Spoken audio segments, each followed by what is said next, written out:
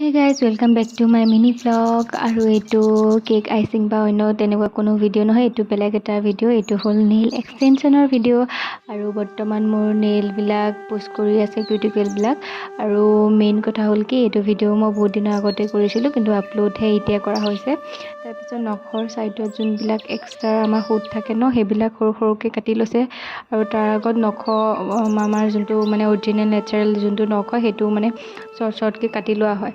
তাৰপিছত মেইন প্ৰচেছটো হ'ল নখটো চাফা কৰা। এইটো একদম প্ৰচেছত মোৰ মাথা বেয়া হৈ গৈছে, ইমান কষ্ট লাগে নহয়। মানে তেনেকুৱাও বহুত বেছি কষ্ট নালাগে, বাট মই অলপ কষ্ট পাইছিলোঁ। তাৰপিছতে মোক কালাৰ চুজ কৰিব দিলে, নখটো ডিজাইন, বাট মই অলৰেডি কিবা এটা চাই আহিছিলোঁ ডিজাইন, গতিকে মই আৰু এক্সট্ৰাকৈ ইয়াত চুজ নকৰিলোঁ। তাৰপিছত এগেইন মোৰ নখ চাফাই হ'ল।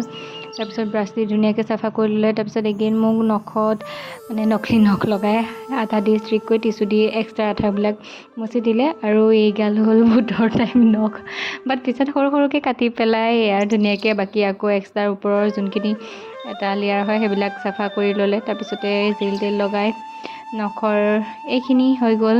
বাট মই ভিডিঅ' সম্পূৰ্ণ কৰিব নোৱাৰিলোঁ, মানা কৰিলে যে সম্পূৰ্ণ নেদেখাবা বুলি। এইটোৱে আছিল মোৰ আজি মিনি ভ্লগ। ভিডিঅ'টো চাই কেনেকুৱা পালে জনাব। তেন্তে আজিলৈ বাই।